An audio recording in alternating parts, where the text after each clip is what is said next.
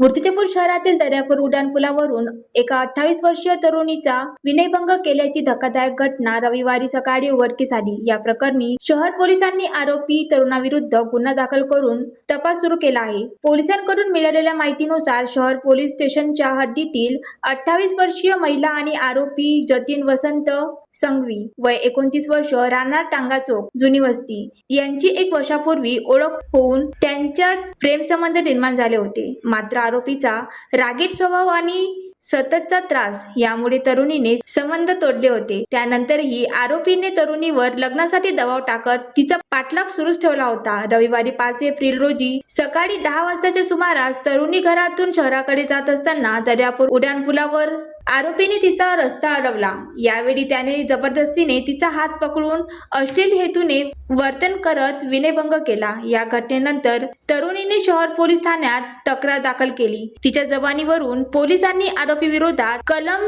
74 व 351(3) अन्वये गुन्हा नोंदवला आहे। या प्रकरणाचा पुढील तपास ठाणेदार अजित जाधव यांच्या मार्गदर्शनाखाली पोलीस अंमलदार अनिल राठोड करीत आहेत। ज्वालादीप न्यूज करिता रुपाली खडसे, मूर्तिजापूर।